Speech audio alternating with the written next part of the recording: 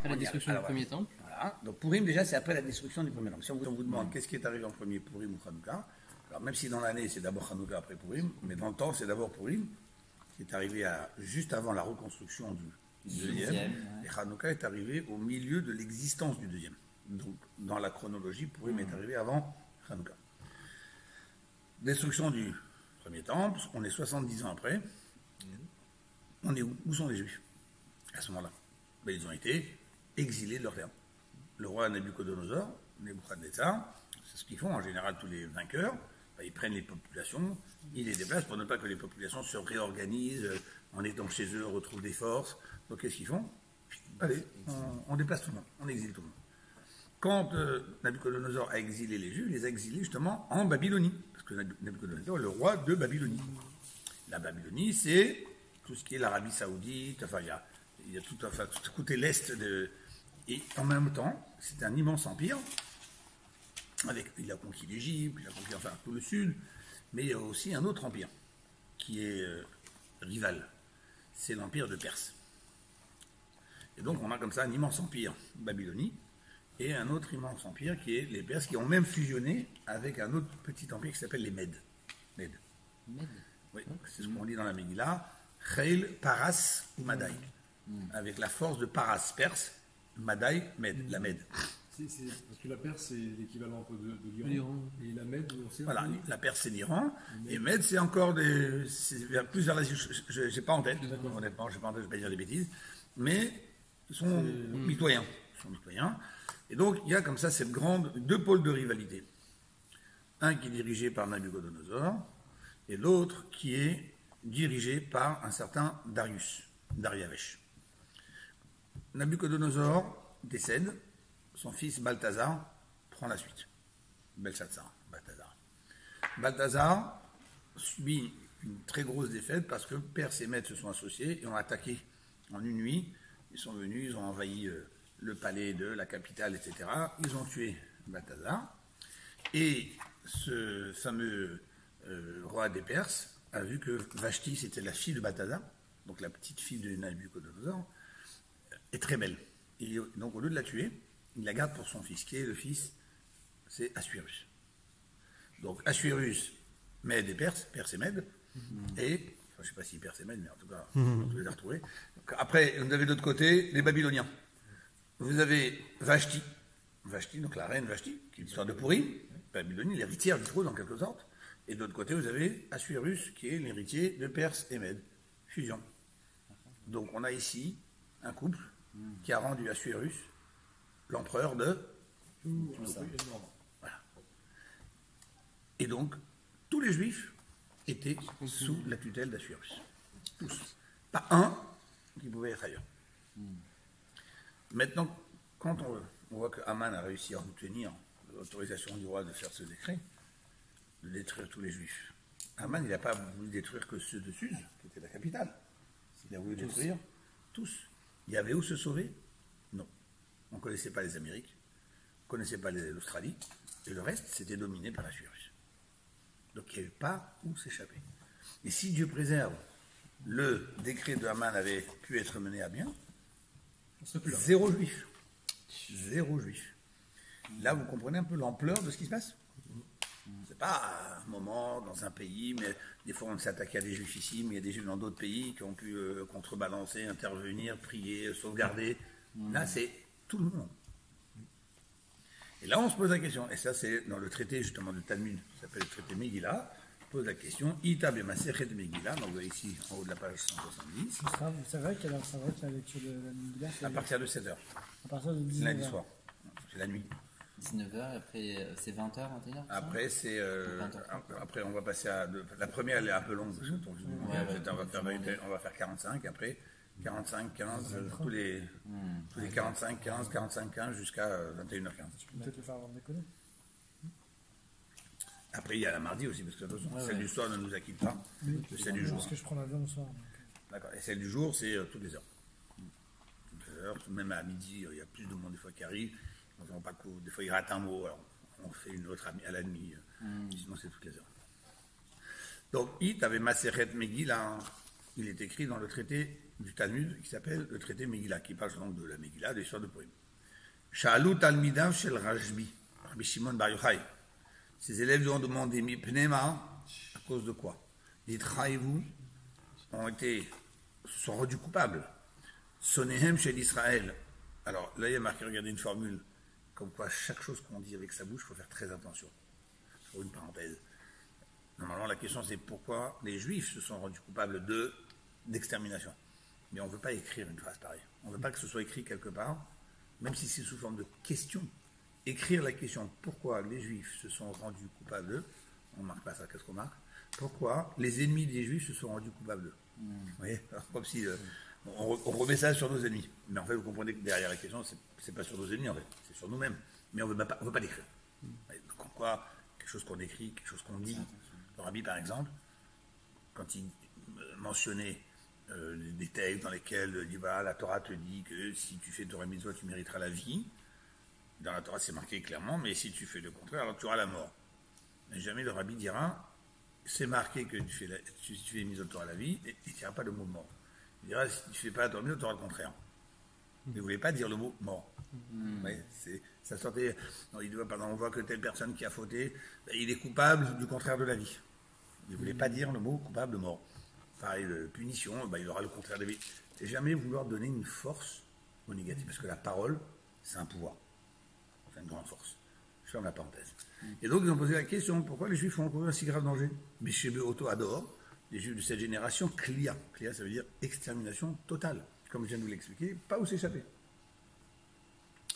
Alors là, la réponse à laquelle tu as voulu donner un petit élément, mais qui a priori n'est pas assez clair, il dit, réponse, mipne chez Nehenu, parce qu'ils ont profité, attention, ils ont dû profiter, miseudato, du repas, du festin, shel auto racha, de cet impie c'est donc Assuérus, qui était un antisémite. Bon. Les gens pensent que c'est Aman, le plus antisémite, mais en vrai, Assuérus, il est autant antisémite que Aman, sauf que Aman est plus courageux et plus avide des Juifs que les Assuérus. Assuérus, il a peur des Juifs. Ils savent, connaissent, il y a des prophètes qui ont accompagné les Juifs. Ils savent que Balthazar, par exemple, on a parlé tout à l'heure de Balthazar, il s'est fait attaquer par les Perses. Ce soir-là, il était en train de faire un festin, il y a une main qui est apparue et qui a écrit toute une phrase sur un mur. Et le seul qui a su lui expliquer, c'était un prophète juif qui avait été exilé d'Israël, qui s'appelait Daniel, celui qui a été jeté dans la fosse au lion. Et Daniel a dit, ce soir, tu vas perdre ton empire. Et il ne s'y attendait pas, et finalement, c'est là où les Perses et les Mèdes ont envahi, etc. Donc, mais ça veut dire que Assuérus sait que les Juifs, c'est pas rien. Et la preuve, c'est que le festin qu'il a organisé, dans lequel il a invité tout le monde, pourquoi il a fait ce festin? Parce qu'il avait fait un calcul, et il a su qu'il y avait une prophétie qui avait promis aux Juifs que 70 ans après la destruction du premier temple, ils retourneront dans leur pays pour reconstruire le deuxième temple. Il avait fait un calcul erroné, et les 70 ans pour lui, c'était terminé. Ils se sont terminés à la 3e année où lui était empereur. C'est la 3e anniversaire de sa royauté. Et donc, il a fait un grand festin pour se réjouir de la non-réalisation de cette prophétie. Pour vous dire à quel point c'était un antisémite, et d'ailleurs, vous savez, le Midrash dit que Assuérus et Aman, à quoi il ressemble? À deux jardiniers, un qui a un monticule de terre, mais qui voudrait s'en débarrasser, parce qu'il voudrait aplanir son beau jardin. Il ne sait pas quoi faire avec toute cette terre. Il y en a un autre, lui au contraire, il a une crevasse dans son jardin, et il aimerait le remplir pour aplanir. Vient le jardinier qui a la crevasse, dit écoute, tu peux pas me vendre ton monticule?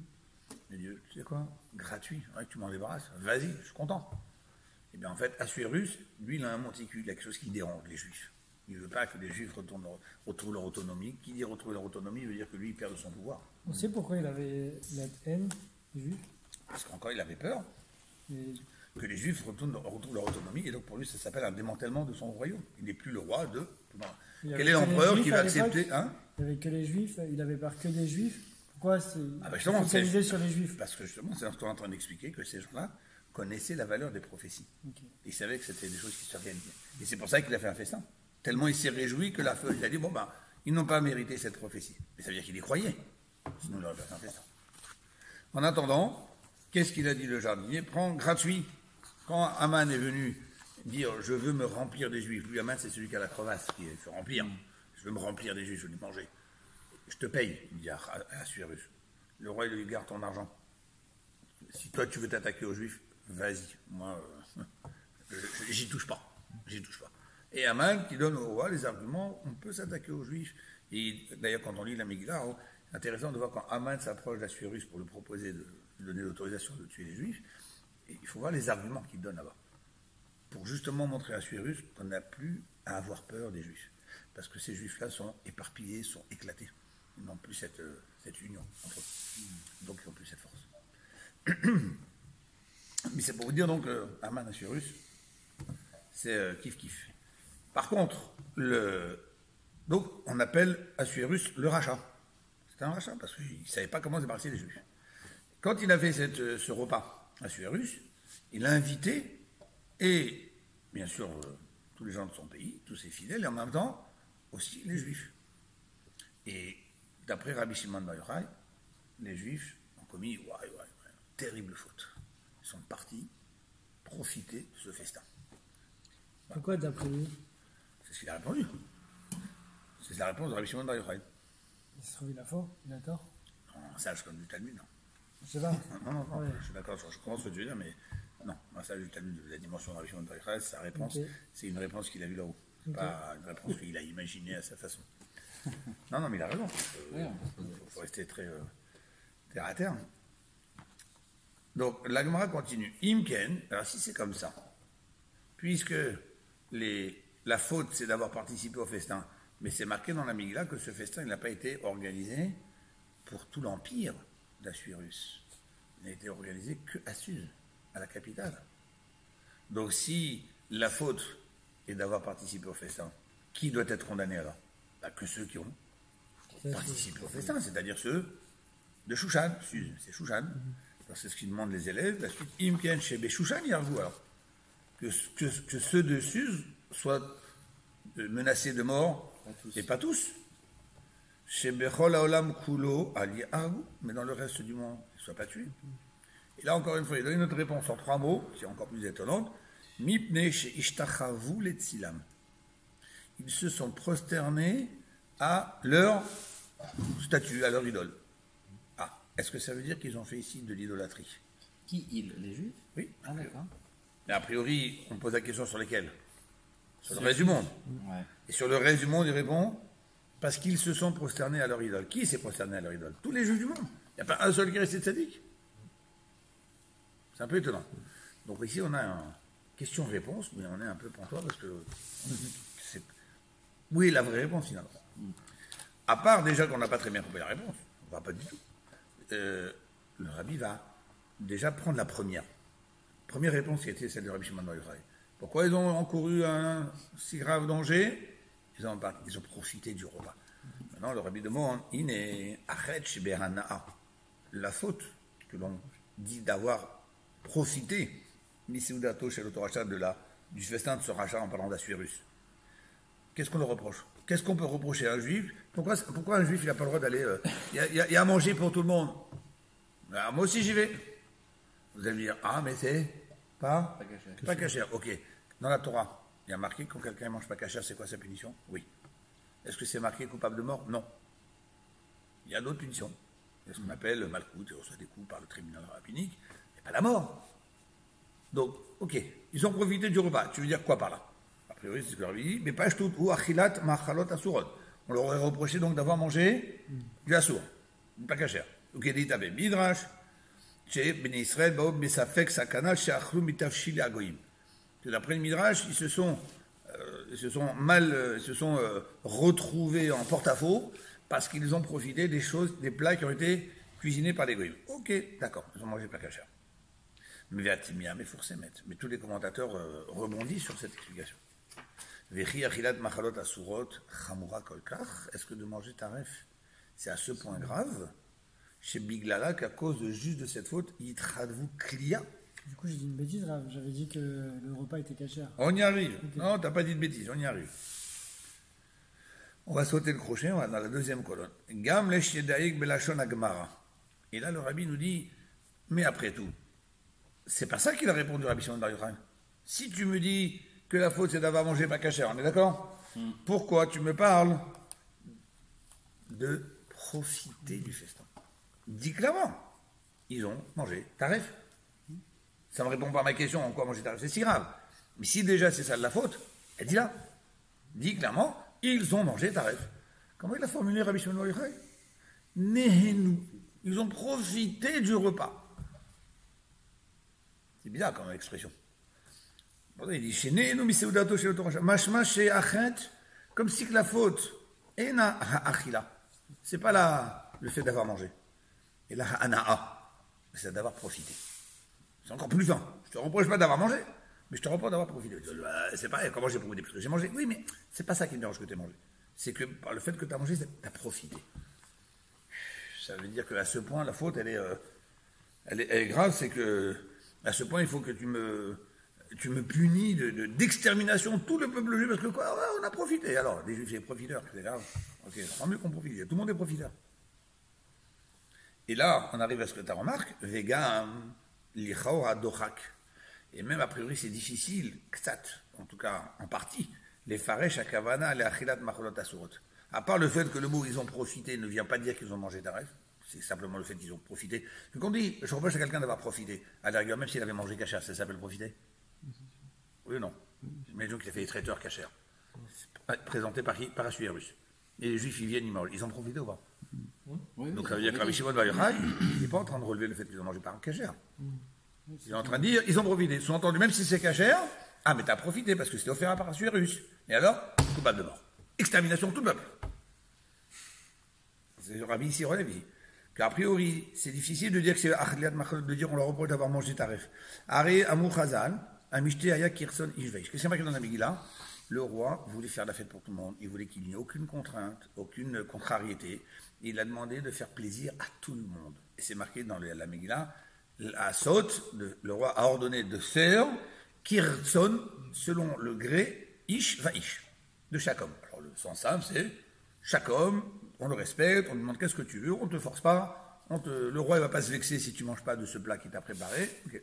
Fais comme tu as envie d'être vegan, mange vegan, tu as envie d'être... mange, ok, pas de problème. Mais derrière ce mot Ish va Ish, il y a une autre explication qui c'est de faire la volonté de l'homme et de l'homme. Je traduis littéralement, Ish va Ish, de l'homme et de l'homme. Alors, soit je dis, c'est une expression globale de chacun, ou soit je dis, non, derrière tout ça, il y a d'un homme et d'un autre homme. Aman et Mordechai. Et que le festin était selon les règles voulues par Aman et aussi voulues par Mordechai. D'après vous, qu'est-ce qu'il aurait voulu Mordechai? Qu'on mette des repas cachers. Et donc la Megillah nous dit, oui, ça a été fait en accord avec Aman et aussi en accord avec Mordechai. Donc il y a eu aussi des traiteurs cachers. Ah, donc ils ont mangé taref ou pas? Ben non, si je suis cette explication. Kirson Mordechai ve Aman. Mais Midrash, le Midrash le confirme en disant Ve ashtia kadat en ones. On buvait de règles, c'était il fallait boire, il fallait se réjouir, mais en ones, mais pas de forcing. En ones biyain neser. On ne les a pas forcés à boire du vin du roi, que c'était pas cachère, ils voulaient un vin cachère, un vin cachère.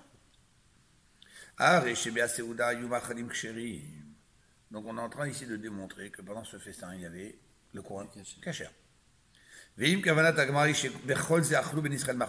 si tu vas me dire, oui, mais ça le problème, c'est que les début, les Juifs ont mangé cachère. Et après, ils ont commencé à regarder dans les plats d'à côté, et ils se sont laissés entraîner, glisser, ils ont fini par manger pas cachère. Ok, alors si c'est ça le problème, l'oav et l'istom, pourquoi tu me dis ils ont profité, que je comprenne, il y avait du cachère, mais ils ont glissé finalement, ils ont... Dis-moi clairement, ils ont mangé taref, c'est tout. Dis-le. Pourquoi ils ont profité, qu'il faut que ça aille comprendre tout ce que ça veut dire. Donc on est vraiment bien... Une question, il y a encore beaucoup de commentateurs essayent de comprendre cette réponse de Rabbi Shimon Bar Yochai. Ils s'arrachent les cheveux, ils essaient de... Mais le Rabbi, il adore mettre le pavé dans la mare. Il dit, allez, va au bout, va jusqu'au bout de ta réflexion. Donc la question est posée. En quoi c'était si grave ce qu'on a fait? Et aujourd'hui, vous pourrez poser la question, tout autre, même à des érudits. Qu'est-ce qu'on a fait de si grave? Alors le Rabbi va ramener ici des commentateurs qui essaient de donner, parce que, encore une fois, les commentateurs se cassent la tête à trouver une réponse. C'est une vraie question. Alors, Yesh Mefarshim. Il y a des commentateurs qui disent, puisqu'en fait c'est un festin qui est organisé par Assuérus. Et rappelez-vous, on a dit pourquoi il a fait ce festin? Pour se réjouir de quoi? De la réalisation non-réalisation de la prophétie, de la reconstruction du temple. Al-Bitul Binyan Amigdash. Mais ça, les Juifs ne savaient pas cette volonté derrière. On y arrive. Donc, d'après certains commentateurs, Assuérus donc a fait ce festin pour se réjouir de l'annulation de cette prophétie. Qu'il est avec Mara, comme c'est marqué dans la Gemara, justement, chez les filles Rejbono chez la Achashverosh, que d'après les calculs qu'avait fait Achashverosh, Malou Hashimim Shana, se sont écoulés les 70 ans dont il avait entendu parler, des galoutes de Babel, que les Juifs avaient été prévenus qu'ils allaient subir d'exil de la Babylonie, ou Béni Israël, Oni Galou, voilà, les Juifs n'ont pas été délivrés. Amar, qu'est-ce qu'il s'est dit à Achashverosh? Ashta Vadaï, c'est sûr que maintenant tout l'a mis parquet. C'est de l'araméen, ils vont plus les délivrer, c'est fini. Ils ont raté la date. Et qu'est-ce qu'il a fait? Otsi et Kli Amigdash. Qu'est-ce qu'a fait le roi de Babylonie quand il a détruit le temple? Ben, il a ramené aussi des richesses. Comme ça, quand on va faire une guerre, ben, on ramène les richesses de l'ennemi. Et on en fait, on les garde chez soi, etc. Et là, qu'est-ce qu'il a fait à Assuérus? Rappelons-nous, Assuérus, c'est Marie qui qui était l'héritière de Balthazar, qui était l'héritier de Nabucodonosor. Donc les ustensiles du temple qui sont dans les trésors sont chez qui?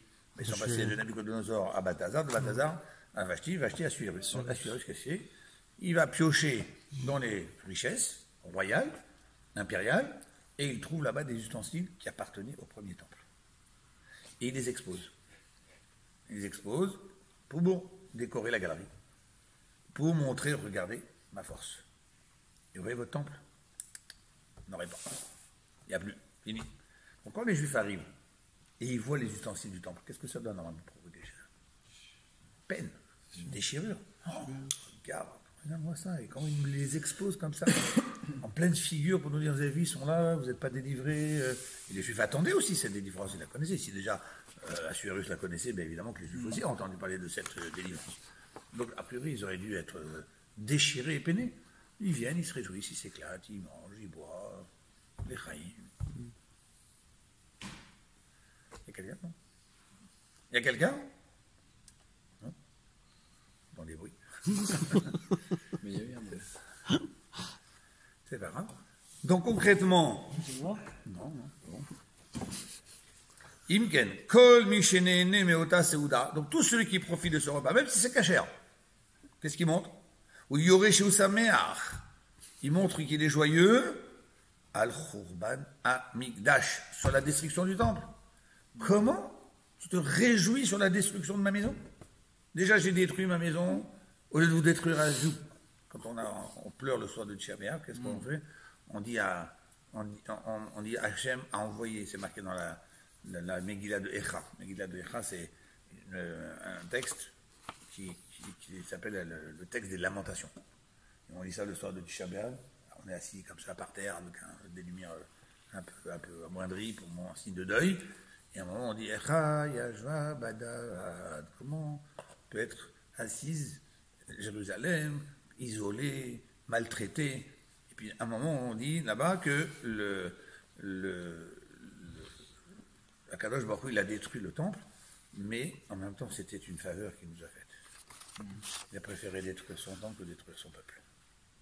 Donc il faut savoir relativiser dans les choses négatives qui arrivent. Donc quelque part, lui dit, j'ai détruit ma maison à cause de vous, que normalement c'est vous qui étiez coupable de disparition. Je ne vous détruis pas, mais j'ai détruit. Et vous vous réjouissez maintenant que mon temple a été détruit? C'est un blasphème. Et donc ça, c'est d'après certains commentateurs, ça c'était grave. Ok. Le rabbi a dit, j'entends cette explication, mais il y a une question quand même. Pourquoi? Oui, c'est sûr qu'il savait. Amal mais ça n'explique pas tout. On parle ici d'un comportement certes très négatif, mais est-ce que ça peut excuser, vous donner le prétexte ou vous donner la raison valable, justifier un décret d'extermination totale? Dieu préserve. À Kolelet Gametataf. Et qu'est-ce que tu reproches aux enfants? Ahmad, il n'en a pas voulu qu'aux adultes. Même les nourrissons, il voulait les tuer.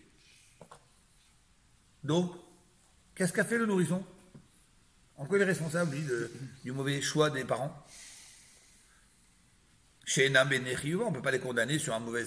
Même s'ils ont suivi leurs parents, mais tant qu'il n'est pas par mitzvah, un enfant, ou bat mitzvah pour une fille, on considère qu'il n'a pas sa maturité personnelle, il copie simplement ce qui va sur ses parents, et on ne peut pas le rendre responsable. C'est pour ça qu'à partir de 13 ans, par mitzvah, on dit maintenant, as ton intellect, toi, tu as assez de jugeote pour savoir si tu veux. Et puis en général, on voit souvent quand est-ce que les enfants veulent s'affirmer devant les parents. À quel âge? C'est pas à 18 ans. C'est 12 ans, 13 ans. C'est l'âge le plus difficile parce que c'est là où il veut s'affirmer. Ben oui, ok, tu veux t'affirmer, il n'y a pas de problème. Donc tu sais ce que tu fais. Tu verras pire, maintenant, oui, non, monsieur, parce que mon père, il a fait la même chose. Non, il n'y a pas. Tout d'un coup, là, tu veux te détacher, toi. Tu veux montrer que tu n'es plus l'enfant de papa. Mais c'est pour ça qu'à ce moment-là, on devient coupable de nos fautes. En partie, en tout cas, pas entièrement, parce qu'on vient de démarrer. Donc il y a quand même des circonstances atténuantes. Mais en attendant, en dessous de bar mitzvah et bat mitzvah, pas de punition.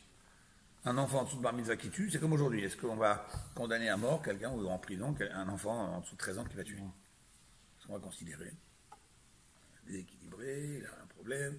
On ne va pas penser, on ne va pas dire c'est avec sa conscience, il savait ce que c'était, et ça mérite. Personne va, aucun procureur va enfoncer un enfant en disant oui, il avait la conscience. C'est un enfant, il a fait, malheureusement. Donc la même chose dans la Torah non plus, il n'y a pas en dessous de bar mitzvah, on ne punit pas. Donc si on ne punit pas, pourquoi le décret d'Aman a aussi concerné les enfants? Ah, tu me dis parce qu'ils se sont réjouis que... Ok, alors ceux qui se sont réjouis, ceux qui étaient conscients, ceux qui ont assisté, qui ont vu, eux oui. Ok, Mfouraj Bemilates, c'est-à-dire chez Xarataman Aïta la Amkulo, mais Aman, c'était pour tout le peuple. Minar Veadzaken, du jeune au vieux, Taf, Nashim, nourrisson, femme. Imkel Bish, la même Natravuk, la Mipnishtara Bletzilam. À la rigueur, je comprendrais mieux la deuxième réponse de Rabbi Shimon Bar Yochai qui se sont prosternés à leur idole qu'ils avaient installée de partout. Ok, tu me dis idole, idolâtrie, d'accord. Kemoshikato Ben Farim, Avodazara. L'idolâtrie, c'est tellement grave que Dieu préserve quelqu'un qui est idolâtre, il peut impacter aussi ses enfants, alors que ses enfants n'ont rien fait. Et vous allez me dire, et où est la justice alors? Pourquoi les enfants ils payent les bêtises des parents? Parce que tant qu'on n'est pas bar mitzvah, un enfant il est considéré un bien des parents. Une fois la Torah dit, telle personne s'est mal comportée, eh bien, il perd ses enfants, parce que des fois Dieu préserve quelqu'un, encore une fois Dieu préserve, Dieu des fois peut enlever, alors ça ne veut pas dire que toute personne qui perd un enfant, c'est qu'il a fait une faute grave, qui mérite que, c'est pas si c'est à chaque fois titre de punition, il y a des fois c'est des neshamot spéciales, qui devaient redescendre que pour quelque temps, pour terminer une réparation de notre âme, de notre vie avant, on ne connaît pas les cas. Mais on sait que ça existe aussi, que un mauvais comportement, et dans l'idolâtrie, peut impacter les enfants. Regardez ce qui s'est passé au moment du Vaudor. Dieu il a dit à Moshe Rabbeinu, tu sais quoi, je vais tous les exterminer, et je recommence tout le peuple juif à partir de toi. De la même façon que tout le peuple il a commencé chez qui? Abraham. Oui, enfin, il y a dans le temps, mais le peuple juif, Abraham. Donc à partir d'Abraham, on a pu arriver à un grand peuple comme ça. Dieu il a dit à Moshe, à partir de toi, je recommence tout. Moshe Rabbeinu d'ailleurs. Abraham, Yitzhak, Yaakov, c'est 3 patriarches exceptionnels. C'est un trépied. Qui est la base du peuple juif, je termine sur moi, qui est un trépied qui est le soutien de tout le peuple juif. Alors si déjà un trépied, il ne tient pas, parce que vu la faute qu'ils ont commise, tu veux tous les détruire, et malgré le support de 3 grands sadikim comme Abraham et Jacob, maintenant si tu recommences le peuple juif à partir de moi, il n'y a plus un trépied, il n'y a qu'un seul pied. C'est-à-dire qu'à la moindre faute, tu vas recommencer, tu vas les exterminer. Donc il n'a pas voulu. Bon, il a défendu, il a prié, etc. Jusqu'à ce que Kadosh Baruch Hu l'a pardonné. Mais avant d'arriver au pardon, Kadosh Baruch Hu l'a dit, je vais les détruire. Pourquoi? Parce que l'idolâtrie va impacter pas seulement ceux qui ont fait l'idolâtrie, mais même leurs enfants. Du coup, c'était pas le projet de Dieu de tout recommencer à zéro. Alors vous dites que Moshe il s'est fait pardonner, mais c'était ça. C'est pas Moshe que Moshe a réussi à obtenir le pardon pour les Juifs. Oui, ok. Alors, mais du coup, à la base, Dieu voulait faire quelque chose. Pour recommencer à zéro. Oui. Sans dire, sauf si tout le monde s'excuse. Vous voyez ce que je veux dire? Oui, à Kadosh Baruch Hu, il a glissé le mot. Parce qu'à un moment, Dieu il a dit à Moshe Rabbeinu, laisse-moi, je vais les détruire. Vous savez, c'est comme quelqu'un qui veut faire croire qu'il a de la force, il va zonger contre quelqu'un. Attends, retiens-moi, tu vois, c'est ce que je vais lui faire. Donc Moshe Rabbeinu dit, laisse-moi, je vais les détruire. Et Moshe Rabbeinu dit, tu sais quoi, laisse-moi. Chez moi, je peux. Moshe, il peut retenir Dieu. À ce moment-là, Dieu lui a ouvert une porte. Il lui a dit, si, tu sais rien. Okay. Donc ça veut dire qu'Akadosh Baruch Hu, il a ouvert la porte à des choses. Mais encore une fois, il a fallu faire tu vois. Et en attendant, oui, le Vaudor, qui est l'idolâtrie, pouvait avoir un impact aussi sur qui? Sur les enfants. Mais on n'est pas dans ce cas-là, d'après la première réponse de Rabbi Shimon Bar Yochai. On est simplement d'avoir participé à un festin, certes qui était organisé pour se réjouir de la non-reconstruction du temple, certes c'est un blasphème, certes c'est tout ce que tu veux, mais il y a en dehors de la Vodazara, il n'y a pas d'impact qui va se reporter sur les enfants. Donc, tu ne m'as pas expliqué pourquoi ce comportement pourrait impacter les enfants. Donc, encore une fois, ça c'était des commentateurs que le Rabbi a rapportés, qu'il a lu dans des livres. Donc, Avodazara Shayer Shapir Kliya. Dans l'idolâtrie, oui, ça peut entraîner une extermination. Comme on voit au Vaudor, que Dieu il a dit, va Khaleotam Kiraga, je vais les exterminer en un instant. Et là, tu es en train de dire, parce que certains ont profité, et en plus ce serait d'un repas cachère. Et bon, on va dire, ok, c'est grave parce qu'ils se sont réjouis sur la destruction du temple. Ok, c'est très grave. Mais elle est chez le Khadou. L'extermination de ceux qui n'ont pas. On n'est pas dans le cadre d'Avodazara ici. Donc la question revient à sa place. Pourquoi un si grave décret?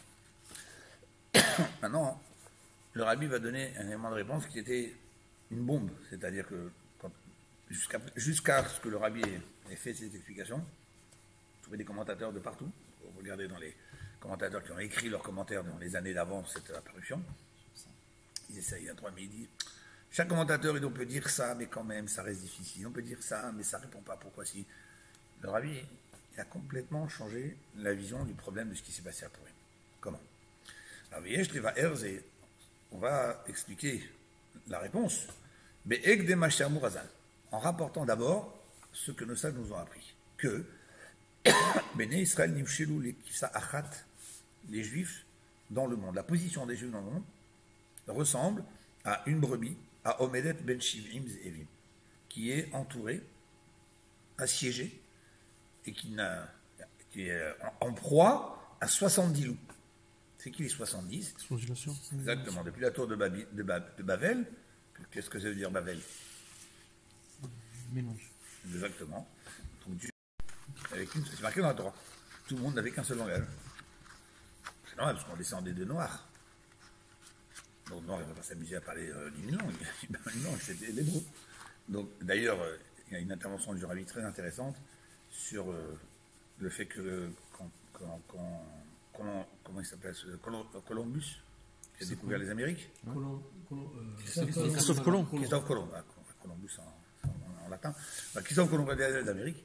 Ils ont découvert qu'il y avait des écritures hébraïques. Aux États-Unis? Dans les Amériques.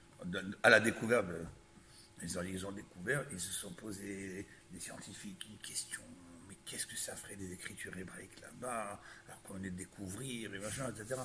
Ils ont commencé à faire des thèses, comme quoi c'est un truc, un bonhomme qui a emmené avec lui, et qu'il a laissé là-bas, et que bon. Alors il a dit, mais pourquoi vous cherchez des thèses tellement aberrantes? C'est une intervention du Rabbi, comme ça, avec un sous-titre très, très, très sympathique. Le Rabbi, on dit comme mot, il dit, à l'époque de Christophe Colomb, il y avait des juifs qui étaient des gens très avancés dans la recherche astrologique, les mers, etc., comment se diriger, etc. Le Rambam lui-même, le Maïmonide lui-même, il avait tout écrit, plein de chapitres, comment on calcule les... Et donc, il y avait des juifs, là, cité les noms, je ne me rappelle pas leur nom, mais qui étaient des gens, des spécialistes. Et quand Christophe Colomb il a décidé de faire ce grand voyage, mais il a sollicité à ces juifs-là de l'accompagner, parce que pour lui, il veut aller au bout de la mer. Il faut être sûr que tu ne fasses pas des ronds dans la mer, parce que tu crois que tu as fait des kilomètres, mais en fait tu tournes en rond. Il fallait être sûr qu'il trace une route. Ouais. Eh bien, il a emmené avec lui ces juifs-là. Et ces juifs-là, ils avaient des écrits en hébreu, ils avaient des papiers, dans lesquels ils ont des manuscrits, dans lesquels ils ont fait leurs calculs, leurs démonstrations, leur thèse, peu importe. C'est tout. Aussi simple que ça. Pas besoin d'aller dire que c'était avant quelqu'un qui a un truc. Je ne sais pas quoi, un viking qui s'est perdu là-bas, qui a pris de l'hébreu avec lui, on ne sait pas pourquoi, mais voilà. Mais non, il y a des thèses comme ça, ils cherchent vraiment des explications. Mais c'est très simple. C'est toute la cour du roi d'Espagne, du roi du Portugal, c'était des juifs, quoi. Avant qu'ils tombent Kazakh et qu'ils les exterminent tous sur les bûchers en place publique. Ils étaient entourés, le médecin, premier ministre, vice-premier ministre, etc. Oui. Donc, ça date de quel siècle, Christophe Colomb? C'est 1492. 15e siècle. 15e siècle. 15e. Juste après l'Inquisition, enfin, après l'Inquisition, etc. Bref, tout ça pourquoi des fois on va chercher des réponses compliquées. Et donc le Rabbi dit, pourquoi j'ai parlé de ça? J'ai parlé de ça pour dire que le Rabbi dit lui-même, de toutes les façons, on a bien découvert des habitants. Il y avait des gens qui habitaient, d'où ils venaient ceux-là? D'où ils sont arrivés là-bas? Le Rabbi dit que c'est depuis la tour de Babel. On parle du 15e siècle. La tour de Babel, c'est encore 3000 ans auparavant. Enfin, Donc, le rabbi dit, regardez les textes dans la Torah. La Torah, elle dit que Dieu, pour punir les êtres humains de cette volonté de s'unir contre lui, Dieu, il a mélangé leur langage, et c'est marqué « ou misham », et de là-bas, « hefitzam al pene kol haaretz ». Les éparpillés. Il les a éparpillés sur toute la terre, pas juste dans la région. « Al pene kol haaretz ». Comment? Il y en a qui ont dû partir, qui ont dû vouloir prendre des grandes distances, et se retrouver là-bas. Il a dit, tu cherches des trucs compliqués, regarde la Torah, elle te dit tout. Mais en attendant, Dieu il a mélangé les langages en 70. Et 70, c'est un choix de Dieu, et 70, ça a créé 70 nations.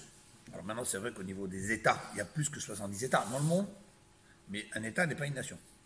Une nation peut contenir en elle plusieurs États. Les pays latins, par exemple, l'Italie, l'Espagne, la France, tout ça qui sont des pays qui utilisent le latin, on appelle ça, le latin, c'est une nation. Les Chinois, c'est une nation. Les Hindous, c'est une nation. Les Africains, c'est une nation. Et encore, ça dépend quels Africains. Donc ce sont 70 nations. Mais les sages nous disent, les Juifs sont la brebis, entourée par 70 nations. Mais ce n'est pas des nations toutes douces, tout gentilles. Il vient habiter avec des loups. Et un loup, il veut manger la brebis. Il y a des moments où on n'a pas senti qu'on était une brebis. Les Juifs, on va dire une nation. Hein? On est une nation. Oui. Donc Une parmi 70. Ça fait 71 nations en tout. Voilà. Hein? Donc là, il y a eu des moments où on n'a pas senti cette fébrilité, comme quoi on était menacé. On a eu des moments où on avait notre terre, notre roi, notre armée, notre puissance. Mais depuis que l'Assuérus il est venu, Nabucodonosor nous a malheureusement battu, détruit le camp d'exilés, les Juifs sont devenus maintenant complètement à la merci de toutes ces nations. Et donc, qu'est-ce qui pourrait expliquer qu'une brebis entourée de 70 loups survive? C'est divin. Alors, c'est ce que dit l'Agma. Gadol Aroé. Heureusement qu'il y a un berger. Chez Matsila Veshomra, qui la sauve, qui la protège. Vaïnou. En d'autres termes, ce qu'on est en train de dire ici d'après cette Gemara, chez Imatzam, chez l'Israël Ben Aoumot, le fait que les Juifs soient éparpillés parmi les nations, ou les famim, ça se compare malheureusement des fois, Beofan chez Kiyuma Mounisi, où ils survivent de façon inexplicable. Une fois, je disais à quelqu'un, tu crois en Dieu? Non. Tu veux une preuve que Dieu existe? Oui. Regarde ce qui se passe avec les Juifs. Tu peux m'expliquer ce qui se passe avec le peuple juif? Comment tu expliques leur histoire? Comment tu expliques leur survie? Qu'ils existent encore aujourd'hui? Pendant 2000 ans, pas de terre. On ne parle pas la même langue. Pas d'armée. On est persécuté. On est massacré. On est expulsé. Comment on vient? Et on dit oui, mais il y a des Kurdes aussi. Oui, mais les Kurdes, ils sont au Kurdistan. Tel truc, chacun dans son endroit. Mais regarde, même les plus grandes nations, les Romains, les machins, ça a dégringolé. Et pourtant, ils avaient leur place. Nous, pas de terre, pas le même langage. Hein? T'as le peuple juif qui est là, chacun il pense à l'autre, chacun il prie pour l'autre. Chacun... C'est incroyable. Donc tu vois bien que ça dépasse tout entendement. D'ailleurs, toutes les études de sociologie sur les peuples, c'est de dire, écoutez, tout ce qu'on vous dit, c'est valable, sauf pour les juifs. Les juifs, on ne comprend pas. On ne comprend pas. On peut faire des études, machin, les juifs ne posent pas de questions. Incompréhensible. Donc, les juifs, comment tu tiens? Comment tu existes? C'est pas, attention, c'est pas un siècle, c'est pas 50 ans, c'est pas 100 ans, c'est 2000 ans. Vous vous rendez compte un peu? 2000 ans. Et grâce à Dieu, le peuple juif, il est là. Ali, ça, c'est parce que justement, il y a un berger. Ils sont financés par les Américains, c'est pour ça. Mais c'est peut-être pour ça que les 70 nations sont contre nous. Je sais pas comment les gens ils ont un cul. C'est une des agrafes sur des belles tables comme ça, franchement. Des traiteurs. Ça servait, ça. Nappe. Non, bref. On revient. Non, il faut le faire avec une pince, sinon après ça va laisser des morceaux. On va se blesser après. Elle est écorchée la table. Ça va s'ébrécher. Elle était pas. Je suis désolé, j'aurais pas dû. Ça m'énerve si je passe aussi. Non, c'est bon, bah, une table, c'est pas une table de traiteur. Ouais. Bref, on va faire là. Et donc, il y a des moments où les Juifs sont dans une position où leur existence, c'est une preuve d'un miracle constant. Mais comme cette brebis entourée de 70 loups, il n'y a aucune raison logique d'expliquer sa survie si ce n'est pas qu'il y a un berger qui est là et qui surveille. Il n'y a pas d'explication naturelle à cette survie. Et là, c'est une bonté de Dieu, Gadol Aroé, dans ce grand berger, Matsilam et Shomram, Be'anagan ici.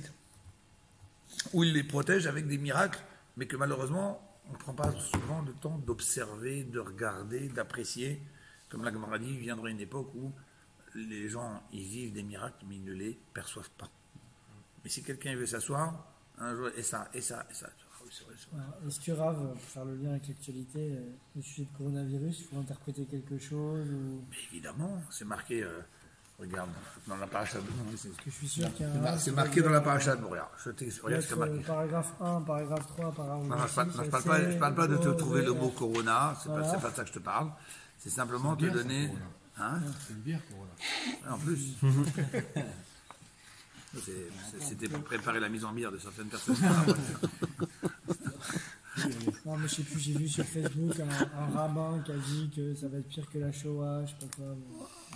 Bon. Chacun se souhaite les bénédictions qu'il veut. Alors.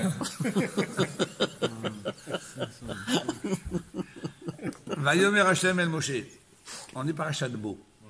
On est donc en Égypte. Il y a déjà eu 7 plaies qui se sont abattues sur l'Égypte, jusqu'à la grêle. Il reste 3 plaies, les sauterelles, l'obscurité et la mort des premiers-nés. Donc Dieu dit à Moshe, Boel Paro, va chez Paro, Anirbat Libo, j'ai endurci son cœur parce qu'il est prêt à craquer, mais je ne veux pas qu'il craque parce que je n'ai pas fini les comptes avec lui. J'ai endurci son cœur, le cœur de ses... Les ma'an shiti ototai et les bekiré, parce que je veux encore apporter d'autres signes en son sein. J'ai encore des plaies à apporter. Et la suite. Et là, les Juifs le passent trop vite, ce passouk. Il est fondamental. Où les ma'an, et afin, tesaper be'ozne bincha. Pourquoi je fais ça? J'ai des comptes à régler avec Paro, mais ce n'est pas le plus important. Ça, à la rigueur, j'aurais pu m'en passer. Parce que je sais que tu racontes. Je veux que tu dis à tes enfants, regarde ce qui s'est passé, regarde la main de Dieu, regarde la grandeur de... Tes saper be'ozne bincha, que tu racontes aux oreilles de tes enfants, ben mitra, de tes petits-enfants, et ta chère est à l'alti be'mitzraim. Comment j'ai joué avec l'Égypte, comment je les ai... Ils voulaient pas, ils souffraient, ils disaient oui, après ils disaient non, c'est moi qui a fait tout ça. Vetotota, Yachas Amtiba, mais tous les signes que j'ai placés en eux, Vidatem, qui Ani Hachem. Et pas que l'Égypte va savoir que je suis Dieu. Vidatem, vous les Juifs, vous saurez que je suis Dieu. Qu'est-ce que vous prenez de ce passage? Qu'est-ce qui se passe dans le monde? Kadosh Baruch Hu, je veux que les Juifs, ils prennent de cela un enseignement, une leçon de la grandeur de Dieu. Alors quand tu me demandes, vivre, oui, effectivement. Ça peut être multiple, chacun peut le prendre à sa façon. Moi, à chaque fois, je répète à tout le monde, une terre entière avec des super powers, des super puissances, petit virus de rien du tout qui fait trembler tout le monde. C'est le gouvernement. Ne venez pas, on s'arrête, non, ne touchez pas. Petit truc de rien du tout qui fait trembler ceux qui se croyaient les invincibles, les médecins, l'espérance de vie, on va peut-être trouver de quoi rendre l'homme immortel. Allez, vas-y, monte. T'arrives déjà à gérer ce petit virus-là? Même pas. C'est vrai. Donc, c'est un exemple. Après, chacun est libre de... Mais aussi la raison, pourquoi c'est arrivé dans ces pays, comment ils se sont comportés. Quand même, la Chine, c'est des pays qui ont tué des enfants pour arrêter la démographie, qui était trop importante pour eux. Quand une femme, elle avait une fille, on tuait la fille. Et on laisse que les garçons, et un par famille. Et ceux qui voulaient avoir plus d'enfants, il fallait qu'ils quittent la Chine. Comme ça. Ils voyaient les bébés. Oui. Ils voyaient les bébés. Oui. Ils arrêtent pas les grossesses. Soit ils arrêtaient les grossesses, mais quand ça sort. Mais quand il y a combien de temps ça? Non, Bah, maintenant. Il n'y a pas longtemps. c'est Pour la arrêter la politique démographie, de- c'est interdit d'avoir 2 enfants. Époque moderne. C'est. Enfant unique, c'est. Tuer les enfants, politique de l'enfant unique. ils sortaient du lot. Bah, soit ils les faisaient avorter, Soit ils les faisaient s'ils avorter. n'avaient pas réussi à faire avorter parce que la femme s'est cachée ou quoi, ils l'ont enlevé. La politique de l'enfant unique. Bon, en attendant. Il n'y a pas très longtemps, il y a une cinquantaine d'années maximum. Bon, mais pour dire, ok, est-ce que nous, on est assez... On ne sait pas. de toute façon. Voilà, est-ce qu'on peut dire, voilà, t'as Ils vu, ils sont ont été barbares punis aussi, hein. pour machin, attends, ils ont des mœurs. animaux, des- voilà. les- Mais c'est comme Haïti, comme Voilà, les pour gens rien. avaient dit des choses aussi. Bah voilà. C'était pas- ils avaient Alors pas encore des une fois, morts, on suppose, hein. On suppose parce que nous, on n'est pas dans les cieux pour Ouais. savoir. Mais on a une obligation. Dieu dit, ce que je fais chez les non-juifs, c'est pour que vous, peuple juif, vous preniez leçon. N'attendez pas que ça vous arrive à vous sur la tête, Dieu préserve, pour après vous remettre en question et vous poser et vous me donner des leçons. Ça arrive aux juifs aussi. Oui, En mais Israël, Akadosh Baruch Hu, il fait d'abord que ça arrive dans le monde ailleurs. Pour prendre conscience. Pour que nous, et si Dieu préserve, les juifs ils prennent pas conscience, c'est là où Dieu préserve, ça peut se rapprocher. Il n'y avait pas une histoire de Mashiach avant l'arrivée du Mashiach, je sais pas. Peut-être, ça fait pas. Sur ça, je dis, je ne me positionne pas. Je sais pas s'ils ont trouvé des textes qui font allusion, que machin, etc., que la valeur numérique du mot corona, ça vaut je sais pas combien. Je sais pas. Non, il y a des choses comme ça. Pourquoi pas? Non, j'y crois. Mais ce que je veux dire par là, c'est que des gens déjà sont même ne serait-ce que primaires. Il y a des choses qui se passent dans le monde. Il y a des choses qui arrivent dans le monde. Il y a des choses. Mettons-nous, captons. Essayons de capter le message. Vous allez me dire, et qui me garantit que j'ai capté vraiment le message? Peut-être que je me suis trompé, c'est pas grave. Pas grave. Lui, il parle à chacun. C'est comme une fois, je faisais une explication un Shabbat matin. J'ai eu 3 personnes qui m'ont dit, vous savez, c'est pile tombé cette semaine, vous avez répondu à ma question que je me posais. L'autre, c'était pas la même question. La force de la Torah, c'est que chacun, il attrape la lumière qu'il a. Bah oui, bien sûr. Ça arrive souvent, on va à un cours et on tire un truc qui que nous arrive dans la semaine alors qu'il n'a aucun rapport. Non, et même vous avez votre voisin, ça lui répond une autre question, mais il a entendu le même cours que vous. Ça arrive souvent. Voilà, c'est la force de la Torah. Parce qu'on tire. Oui, exactement. Donc, chacun qui prenne sa leçon dans ce que lui il a besoin. Et c'est le principal. Donc ça c'était pour dire, c'est sûr que ce qui arrive dans le monde, on doit. Ne t'inquiétez pas. Pas dire je m'en fous, c'est-à-dire j'ai confiance. Pas pareil. Je m'en fous, c'est-à-dire tant pis si je tombe malade, Dieu préserve. Non, je m'en fous, c'est j'ai confiance. Voilà. Pas besoin d'aller plus loin pour. C'est marrant qu'il y ait l'Iran aussi qui soit vachement touché. Ah bon? Ils iront tous en enfer. Alors,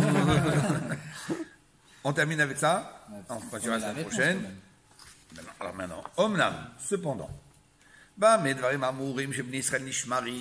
est-ce que les Juifs vont être protégés avec cette surveillance rapprochée et que les 70 loups ne peuvent pas les toucher? Si, que la brebis se comporte aussi comme il faut, c'est-à-dire que la brebis reste à côté du berger. Chez Somchim à la Kadosh Baruch Hu, les Juifs montrent qu'ils ne comptent que sur leur berger, sur personne d'autre. Chez Atzilem, que celui qui va nous sauver. Mais si maintenant les Juifs ont un comportement dans lequel ils refusent cette protection, je n'ai pas besoin de cette protection, laisse-moi tranquille, je me débrouille. Parce que la brebis, elle s'est faite séduire par le petit clin d'œil du chef des loups qui lui a dit viens, moi je vais te protéger, moi je suis chef des loups, tu vas devenir la grande patronne du chef des loups, tu vas voir. En disant voilà, le chef des loups, il est respecté par les autres, et donc avec sa force, il va pouvoir me protéger. Donc qu'est-ce qu'elle fait à ce moment-là, la brebis? Elle abandonne le berger. Elle oublie que c'est le berger qui la sauve. Et elle se met à ce moment-là sous quoi? Sous le système des probabilités de ce qui peut arriver, qu'en attendant, lui c'est le chef des loups, mais le jour où il sera plus le chef des loups, il y en aura un autre qui fera pas la même chose que lui, et qui voudra peut-être te manger parce que lui il a plus faim que lui. Je sais pas comment ça se passe. C'est comme si la brebis dit je quitte le berger. Merci Hachem. Et à ce moment-là, les Juifs se jettent dans les probabilités de la nature. Il y a des probabilités. Ces probabilités, c'est très fort. Vous savez que les probabilités, ceux qui font les probabilités, c'est puissant. Comme ils sont capables de vous prévoir des choses. Ils disent voilà, t'as vu, je t'ai dit. Quoi, tu sais prévenir un avenir? Non, c'est la probabilité. C'est comme ça. La probabilité, c'est très très puissant pour dire voilà ce qui va arriver. C'est comme ça. Alors, on reprend des éléments qui ont déjà existé. On sait comment ça marche. Mais ça, c'est la nature. Donc, si tu veux rentrer dans la probabilité de la nature, c'est-à-dire subir la probabilité de la nature, eh bien, c'est justement au moment où tu dis, maintenant, il n'y a plus Dieu. Je donne toujours un exemple. Quelqu'un qui était un gala un jour, il sort du gala, il trouve sa fenêtre de voiture cassée, on lui a vandalisé sa voiture. Hachem, c'est ça que tu me fais? Moi, j'ai un gala, je paye le babysitter, j'ai donné de l'argent, machin, j'étais encouragé, la Torah, comme ça que tu me fais? Qu'est-ce que vous lui répondez? Il l'a préservé d'un accident peut-être. Voilà, on va dire, c'est certainement, c'est mieux que, etc. Une réponse beaucoup plus parlante, on va dire. Parce que là, beaucoup plus parlante. C'est quoi? Pourquoi tu invoques Akadosh Baruch Hu? Oui, c'est cher. Ah ouais? L'autre jour, quand tu attendais en bas de chez toi, Shabbat, parce que tu attendais qu'à la porte quelqu'un qui passe. Et au moment où tu es arrivé de la synagogue, il y a quelqu'un, hop, qui est passé devant toi, il t'a ouvert la porte tout de suite. Tu as dit merci Hachem? Non, c'est les gens qui passent. La preuve, c'est que la semaine d'avant, j'ai attendu 1 heure. Hein. Donc là, il n'y a pas Dieu. Ok, alors si tu ne mets pas Dieu dans ta vie de tous les jours, et là tu vas dire, là c'est la probabilité. Une semaine, j'ai attendu 1 heure, il y a tes probabilités que tu arrives pile Au moment où il y a quelqu'un qui parle de probabilité. Eh ben, tu sais que les assurances, ils font des probabilités. Eh ben, ta voiture est tombée dans les probabilités. Qu'est-ce que t'en veux au bon Dieu maintenant? Oui, mais j'étais un gars là. Mais quel rapport? Probabilité, c'est tout. Probabilité. Donc, par contre, celui qui met à Kadosh Baruch Hu partout, et qui effectivement, dans chaque chose, et même si c'est comment il a ouvert la porte tout de suite, ça va, arrête, coup de chance. Ben voilà, toi tu dis coup de chance, moi je dis à Kadosh Baruch Hu, Shabbat, il n'a pas voulu me faire attendre. Exactement, il n'a pas voulu me faire attendre. Mais je le mets sincèrement sur le compte de Dieu. Donc dans ces conditions, là je vis complètement différemment. Et c'est ce que dénonce le Rambam. Le Rambam, il dit que dans la Parashat Bechukotai, il y a marqué là-bas 49 malédictions qui arrivent. Lui dit, ces malédictions vous arriveront, pas parce que c'est moi qui vais avoir besoin d'intervenir, c'est je vous livre aux mains du hasard. Donc il peut arriver tout, du hasard. Il peut arriver tout. Si vous faites avec moi le jeu du hasard, vous dites, oh mais c'est du hasard, c'est normal, ça arrive. Par exemple, vous avez des fois des vagues d'antisémitisme. C'est chaud et tout, et puis après ça se calme. Qu'est-ce que certains disent? Ben, c'est comme ça, l'antisémitisme. Voilà, c'est le chaudron de l'antisémitisme, des fois il est chaud, des fois il est un peu plus tiède. Pour eux, c'est cyclique, ça revient. Non, s'il y a cette vague maintenant, c'est qu'il y a un problème maintenant. Oui, mais pourquoi il n'a pas été avant? Ok, cherche, tu as trouvé. Mais il y a un problème, remettons en question maintenant. Dis pas, ben, c'est cyclique, des fois comme ça, des fois c'est moins. Non. Et ça, c'est justement ce que dit le Rambam. Ne marchez pas avec moi de cette façon. Ne dites pas, c'est cyclique, c'est comme ça, ça arrive. Sinon, moi je vous livre entre les mains du hasard. Et là, quoi qu'il arrive, ne demandez jamais pourquoi. Il y avait une fois quelqu'un un chalier, un délégué du Rabbi en Amérique, qui racontait qu'il connaissait un juif, ses parents rescapés de la Shoah, et puis bon, des fois il essayait de le rapprocher de Torah Mitzvot, mais bon, je t'en prie, laisse-toi tranquille, le bon Dieu avec ce qu'il nous a fait. Bon, je ne blâme pas parce qu'on ne peut pas se mettre à leur place, Dieu préserve, mais bon, je dis, écoute, quand même, tu es un juif, laisse-toi tranquille. Et malheureusement, cet homme-là avait une jeune fille, de 19 ans. Un jour, elle est partie acheter un truc, je ne sais pas quoi, elle a dû traverser un chemin ferré. Et puis en venant, c'était un peu sombre et tout ça, il pleuvait, elle a glissé. Et le temps qu'elle se relève, la locomotive passait dessus. Réelle histoire. Et donc, le père, il vient annoncer à c'était devenu comme un ami, parce qu'il se parlait souvent quand même, mais s'il n'est pas pratiquant. Il vient en pleurant, il dit, mais pourquoi? Il a dit, pourquoi parce que il faisait nuit, il l'a pas vu, le chauffeur, ou il n'a pas eu le temps de traîner. Non, ne me dis pas comment l'accident est arrivé, je sais comment l'accident est arrivé. Mais pourquoi? Je dis, toi, tu demandes pourquoi? Quand ça va, non, c'est pas quand ça va. Il n'y a pas de pourquoi. Puisque Dieu n'est pas là, Dieu, c'est pas lui qui gère, donc malheureusement, la probabilité, elle est tombée. Il n'y a pas de pourquoi. C'est comme ça, c'est tombé comme ça. Et c'est là où il lui a dit, tu vois, mais tu as demandé pourquoi. Donc profondément tu crois. C'est pour ça que tu as demandé pourquoi, sinon tu n'aurais pas demandé pourquoi. Mais il ne faut pas attendre, Dieu préserve, des choses comme ça. Il dit toujours. C'est quand même, il dit, ne marchez pas avec le bon Dieu en disant c'est du hasard, c'est du hasard. Je termine avec un autre exemple. Il y avait une fois quelqu'un aussi qui parlait comme ça, un enfant de rescapé en Israël. Il dit la Shoah, t'as vu, machin. Alors le chassid, il commence à dire oui, ok, d'accord. Il a fait, on ne comprend pas, c'est très dur, et on a quand même eu, grâce à ça, Israël. On n'a pas eu pendant des milliers d'années. Israël, non, ok, alors, moi, Dieu nous a quand même donné une petite consolation. Du quoi, Israël, consolation? Ça, c'est pas le bon Dieu, ça. C'est nous, on est venus, on s'est battus, on a fait la guerre, maintenant. C'est nos pionniers qui sont venus. Où le bon Dieu? Il n'y a pas le bon Dieu ici, c'est nous avec nos mains. Ah bon, alors écoute, pareil pour la Shoah, c'est pas le bon Dieu, c'est les Allemands. Non, pour la Shoah, c'est le bon Dieu, t'as vu? Pour Israël, c'est nous. On va dire. J'ai discuté, mais c'est le mal et le bien. C'est-à-dire, c'est pas l'exemple, l'exemple peut vraiment plus se creuser, parce que c'est vrai, à chaque fois on discute, mais parce qu'on peut s'interroger si Akadosh Baruch Hu, il est que bien, alors le bien, ça va, on ne remet pas en question. Mais quand du bien, il provient, en tout cas nous, ce qu'on perçoit comme du mal, alors là, ça nous interroge. Parce que l'exemple n'est pas aussi trivial en fait qu'il paraît. Pourquoi? Non, c'est-à-dire que on peut s'interroger sur le mal. Si tout ce qui provient d'Akadosh Baruch Hu c'est bon, quand on voit 6 millions de morts dont 1,5 million d'enfants, J'ai 3 enfants, t'en as 3, ça fait 6. Calcul, tu vois, c'est 1 500 000 enfants. C'est-à-dire... Alors moi, je vous pose une autre question. Ah, la question, elle reste. Alors, je vous pose une autre question. Qu'est-ce que vous faites le soir du CEDER? Vous tous? Qu'est-ce que vous faites le soir du CEDER? Vous êtes assis, vous faites la fête? Ouais, mais ça n'empêche, monsieur. La fête de quoi? Oui, bien sûr. Ouais. Alors faites la fête aussi, pourquoi on ne fait pas la fête? De quoi on fait la fête le soir du CEDER? On est sorti d'Égypte. Mais qu'est-ce qu'on nous a fait en Égypte? Esclavage, tuer nos enfants. Là, on fait la fête. On ne fait pas une fête, la Shoah est terminée. Non, quand la Shoah est terminée, on ne fait pas la fête. Qu'est-ce qu'on fait? Yom HaShoah, on pleure, les machins. Ok, je suis d'accord que c'est triste. Mais pourquoi on n'a pas fait de la sortie d'Égypte un jour de tristesse, de deuil? Disons, tu te rends compte qu'est-ce qu'on a subi en Égypte? Parce que ça veut dire que profondément, on sait. Et là, pourquoi on le sait? Parce que ça a été prévu depuis Abraham Avinu. Dieu, il a dit à Abraham, tes descendants seront asservis, esclaves. Mais tout ça, on a compris que c'était un plan divin. Donc, l'exemple qu'il y a avant nous doit nous aider à accepter. Même si la Torah nous le dit elle-même, Rav.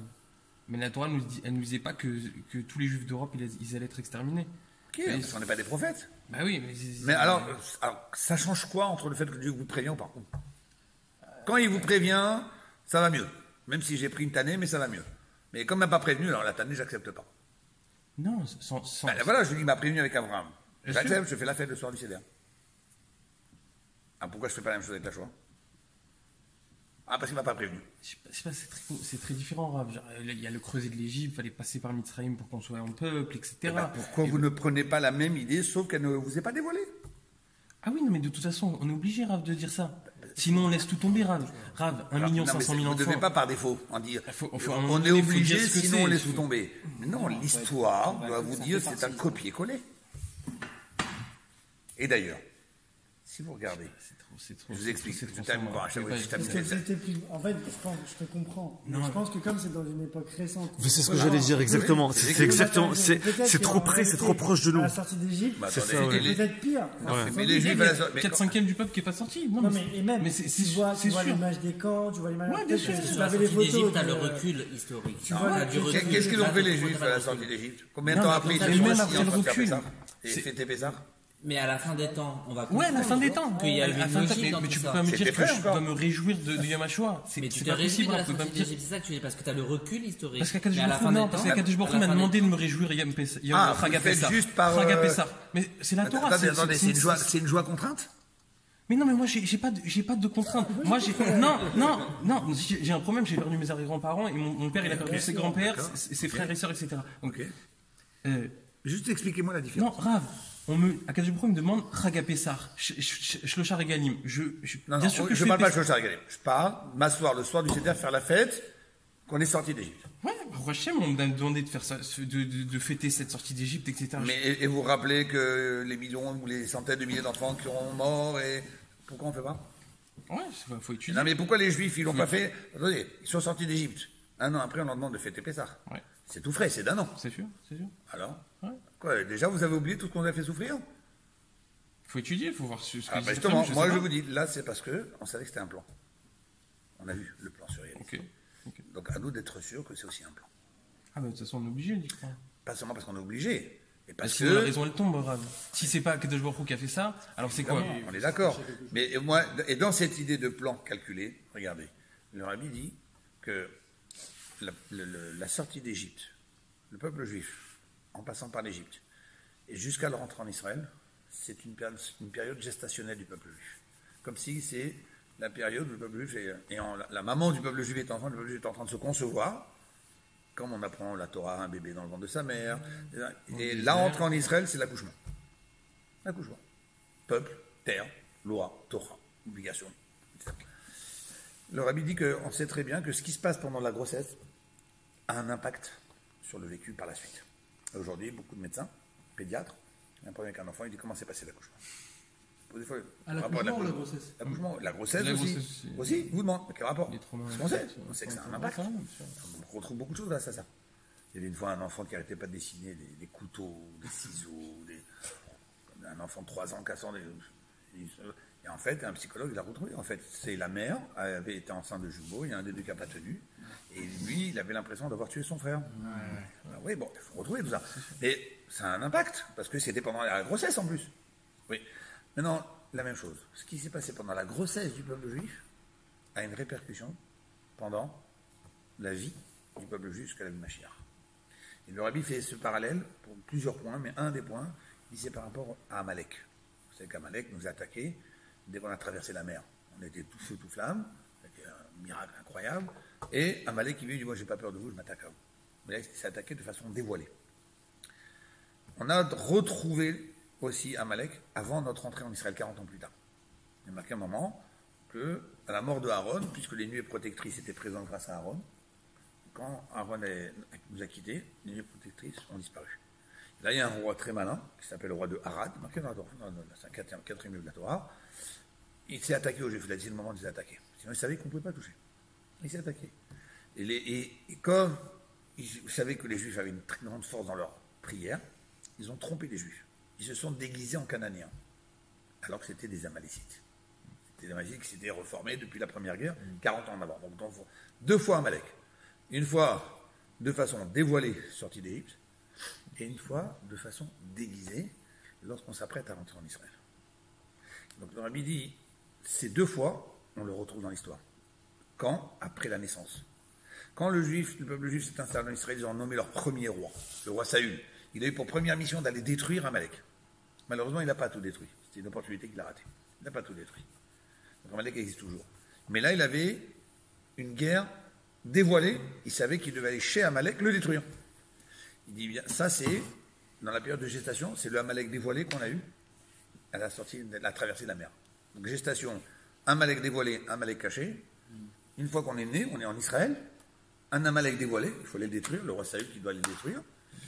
Et dans cette vie du peuple jusqu'à Mashiach, qui est donc la vie adulte de tout le peuple juif, quand on arrive à Mashiach, c'est la fin de la période de la gestation. Qu'est-ce qu'on a dit? Fin de la gestation, qu'est-ce qu'on a eu? Un Amalek déguisé. Eh bien, on a aussi aujourd'hui ce Amalek déguisé aujourd'hui. Donc moi je dis ça. Je dis que le Rabbi a fait ce parallèle par rapport à Amalek voilé, Amalek déguisé. Pareil, Amalek dévoilé et aujourd'hui Amalek déguisé. Kenan, ça veut dire commerçant. Aujourd'hui, tu comprends, c'est l'économie, c'est ta situation financière qui compte, machin. Après ton judaïsme, on verra plus tard si tu as le temps. Bref, c'est ça. Pourquoi Amalek s'est déguisé en cananéen? Parce qu'un Kenani, ça veut dire un commerçant. Et vous rentrez en Israël, messieurs, oubliez votre religion. Vous êtes un peuple comme tout le monde, vous devez maintenant faire du commerce avec tout le monde, international, vous devez être reconnu par les Nations Unies, sinon vous ne valez rien. Vous n'avez pas... Tout ça, c'est le Amalek caché, voilé. Donc on est aujourd'hui avec ce Amalek caché. Alors moi, je me suis dit, mais c'est encore une fois une réflexion personnelle, je me suis dit, avant de sortir d'Égypte, on est passé par l'esclavage d'Égypte, avec tout le massacre qu'on a eu, qui était certes nécessaire, et qu'on accepte, et qu'on s'assoit le soir de Pessah, et on sait que c'était dans les plans divins, et on sait que... Moi je me dis, peut-être aussi, avant d'arriver à la délivrance, la même réplique va se faire juste avant la délivrance, comme ça s'est fait avant la délivrance d'Égypte. Encore une fois, c'est ma réflexion. Je n'ai pas lu ça quelque part, mais c'est ma réflexion. Donc ça veut dire qu'on doit être capable de se dire, pas simplement je l'accepte parce que je n'ai pas le choix, de toute façon, je n'ai pas de raison valable, il n'y a pas de raison logique, il n'y a pas de... Non, c'est parce que mon histoire me sert à me construire, me sert à construire ma réflexion. Et encore une fois, c'est très dur. Je pense que... Bon. Non, mais vous avez le droit de dire non. Non, je pense que le Rabbi n'a pas dit ça. Le Rabbi a dit d'une autre façon. Non, le Rabbi n'a pas dit ça, mais moi, c'est un parallèle que je fais par rapport à ça. Le Rabbi, par contre, il a dit autre chose.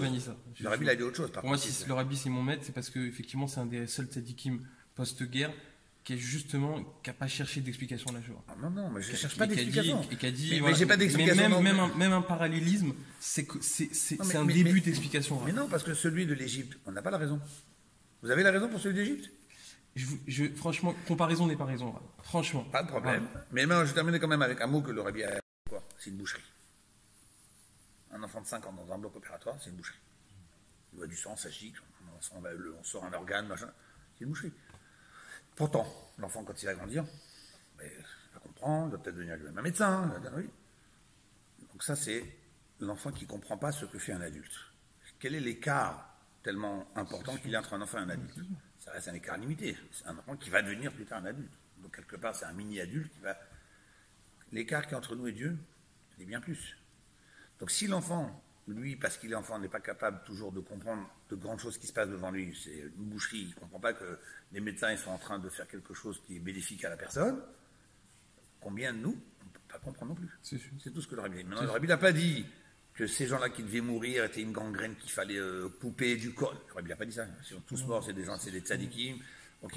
Mais le Rabbi a juste dit, ok, on ne comprend pas. Ok, c'est horrible. Mais mets-toi dans la peau d'un enfant de 5 ans qui ne comprend pas ce que fait le grand médecin. C'est sûr. Ouais. Mais j'ai pas la prétention de comprendre la volonté d'Akadosh. Alors on ne comprend pas. Mais par contre, on a la conviction que c'est un médecin. Ça, c'est sûr. On a la conviction que c'est quelque chose de bien. Sinon, je ne serais pas juif religieux. J'ai compris. Si j'ai pas cette conviction-là de truc, imaginez-vous, tous autant que vous êtes, dans une chambre à gaz avec vos enfants en train de mourir étouffés par du cycle tombé. Oui. Il y a pas, la raison, elle tombe. Pas 1,5 million avec vos propres gosses que vous amenez Shabbat, que tu amènes le matin à l'école. Imagine-toi, je veux dire, ça arrivait à mes arrière-grands-parents. En 42, le 16 juillet 42, c'est pas du flanc, quoi. Tu vois ce que je veux dire? En Égypte, c'était pire encore. Mais sûrement, mec, mais je te parle pas, je te parle là, tu vois. Mais tout ce que vient, j'adhère avec tout ce que vient de dire le Rav, Adkan. Jusque là, et ce que vient de dire le Rabbi. Le reste, je peux pas du tout. Je partage pas. Je peux dire avec toi, je suis pas un enfant de 5 ans, je suis un enfant de 24 heures. Voilà. Enfin, avoir Akadosh Baruch Hu, mais 24 heures, c'est déjà me donner trop. Donc il y a zéro compréhension, je l'aurais jamais. Et je cherche pas à avoir cette compréhension. Non, le Rabbi n'a pas cherché à expliquer. Hein. Je sais. Les quelques personnes qui ont un jour essayé de dire oui, c'est parce que le Rabbi les a. Mais c'est pour ça que je suis attaché au Rabbi. C'est pour ça que je suis attaché au Rabbi dans les le Rabbi a quand même que dit que l'intellect peut laisser une place à ce que Shoah est Dieu. Ah, c'est sûr. Bah, sinon, on est obligé, Rav. On est obligé. On met pas Akadosh Baruch Hu. Mais je peux pas mettre Akadosh Baruch Hu en dehors du monde entre 39 et 45, mais qu'est-ce que j'en fais? Je peux pas mettre Dieu de côté pendant 6 ans. Est-ce que tu arrives à te dire que c'est quand même pour du bien? Oui, je suis de ça. Non, oui, c'est pour du bien. Mais sans savoir lequel. Mais je peux pas. Mais bien sûr, mais ça s'arrête là. Mais bien sûr, mais tu vois, sinon je remets tout en question l'enseignement du Rav, du Rabbi, de la Torah. Tu vois. Mais ma réflexion, elle, tu vois, il y a l'abîme, quoi. Non, je pense que c'est plus difficile parce que même pour nous qui n'avons pas vécu de choses. Mais tu l'as vécu, on est Amecha Velevercha. Quand tu vois les familles, les photos, etc., tu dis c'est pas possible, c'était il y a 70 ans, c'est juste pas possible. Et on se rend pas compte. On nous dit la sortie d'Égypte, les esclaves. Ouais, bien sûr. Regarde, la seule notion d'esclavage que tu peux avoir, c'est l'Afrique noire et les Africains, les films que tu peux voir, Django et compagnie. Bien sûr. Tu as une petite notion de ce qui s'est passé avec l'esclavage. Et l'Égypte, ça a duré plusieurs siècles. L'Égypte, ça a duré 400 ans. Mais je pense que ça te tient plus à cœur parce que on peut mettre plus de concret. Oui, sûrement, parce que c'est là où les sentiments prennent la place, l'intellect n'arrive plus à dire son mot. Mais encore une fois, cet exemple, on aurait bien donné un jour cet exemple à quelqu'un par rapport au médecin. Attention, encore une fois, ne faut pas dire cet exemple de n'importe quelle façon. Il faut bien préciser aux gens. Attention, parce que moi, une fois, j'ai donné cet exemple, j'ai écrit ça dans un article, je me suis retrouvé avec des lettres incendiaires. Comment vous pourriez dire que le Rabbi a dit une chose pareille, que ça veut dire que les Juifs qui sont morts dans les camps, c'était l'organe malade desquels il fallait faire une opération pour s'en débarrasser, quoi. Ça veut dire que c'est des parias, on n'a pas le droit de dire Kaddish pour eux. Mais ils sont partis dans une folie. Et oh, stop. L'exemple, il s'arrête sur une certaine limite. C'est-à-dire, on voit des choses, pour nous, c'est des choses effroyables. Un enfant, il voit des choses effroyables, et pourtant, ils sont en train de guérir. Je n'ai pas dit maintenant qu'il faut couper, enlever, dire que ce juif-là, il n'est pas bon. J'ai dit simplement pour le choc émotionnel que ça. Encore une fois, on ne blâme personne. Évidemment, on n'est pas en train de dire, oui, quand même, ils exagèrent. Non, on ne blâme personne. On peut se mettre à la place de personne. Mais cette réponse-là, elle a apaisé beaucoup de gens. C'est-à-dire, quelque part, c'est pouvoir retrouver Dieu avec ce qui s'est passé. C'est-à-dire, ok, je ne comprends pas, je n'ai pas de raison, je n'ai pas de logique. Je ne sais pas de dire que c'est ça qui fait. Mais c'est un peu comme on est en train de dire ici. La tentative, là, savent que Baruch Hashem, on a été sauvés. La question du départ, c'était quoi ici? Mais quel rapport entre, tu me dis, les Juifs, ils ont fait une faute de machin et ils ont exterminé? Il n'y a pas de rapport. Tu ne peux pas dire qu'il y a ici avec un pourquoi de quelque chose. Ça n'existe pas. Et c'est pour ça que l'étude va nous amener à une déduction qui va nous montrer justement que ce n'est pas un rapport de faute et punition. Parce qu'il n'y a aucune faute qui peut expliquer la punition qu'on a encourue. Donc c'est la même chose. La Shoah, on ne peut pas dire punition de quelque chose. Il n'y a pas que des mauvais juifs qui sont tombés dans la Shoah. Il y a des grands tzadikim, des grands chassidim, des gens plus de tout le monde. Donc, encore une fois, la question elle est posée, ok, Dieu nous expliquera un moment. Mais c'est la même question qu'on se pose aussi avec l'esclavage d'Égypte. Dieu dit à Abraham, tu sais quoi, tes enfants ils vont être esclaves pendant des siècles, et après ils sortiront avec une grande richesse. Dieu, tu ne peux pas t'arranger à ce qu'on puisse avoir la richesse en esclavage. On n'est pas obligé de passer par l'esclavage. Il y a une raison. Alors après, il faut chercher, il y a des explications, etc. Mais il y a ce qui nous est abordable et ce qui ne nous est pas encore abordable. Mais le roi David, il a dit, dans Téhilim, Odecha Hashem, viendra un jour où Dieu, je vais t'exalter et te remercier, qui est Naphtabi, de m'avoir maltraité. C'est masochiste. Merci Dieu de m'avoir maltraité. Viendra un jour où je comprendrai, j'ouvrirai les yeux et je... Voilà. Mais je dis qu'il faut... L'histoire, elle est là pour nous permettre de se projeter, encore une fois, sans prétendre d'avoir la réponse, l'explication, la raison. Il n'y a pas toujours une raison, mais permettre de cohabiter avec les deux ensemble. Parce que pour les gens, il y a des gens qui préfèrent dire il n'y avait pas Dieu. Voilà, c'est mieux de dire qu'il n'y a pas Dieu. Pour eux, ça les soulage, parce que comme il veut croire en Dieu, et il ne veut pas faire la guerre avec Dieu, mais il dit, je sais pas ce qu'il a fait, Dieu a fermé les yeux, il s'est tourné, il a laissé le monde tout seul. Non, pas impossible. À aucun moment, le Baal Shem Tov, il dit clairement, chaque chose, c'est avec la providence divine. Donc, alors fais-moi, s'il te plaît, cohabiter Dieu avec ce qui s'est passé. Alors, je dis que l'exemple du médecin, c'est ce qui permet de laisser la place à ce que mon esprit n'est pas capable de tout comprendre, mais ça ne veut pas dire pour autant que ça ne peut pas être du bien. Comment tu veux dire que c'est du bien? Regarde, voilà. L'enfant, il te demande comment c'est du bien. Il te demande la même question. Bah nous, alors, plus forte raison que la dimension, l'écart qu'il y a entre l'enfant et le médecin et l'écart qu'il y a entre nous et Dieu, sont comme une mesure. On va dire pour ce soir, il est tard. Donc on continue pour lui la semaine prochaine.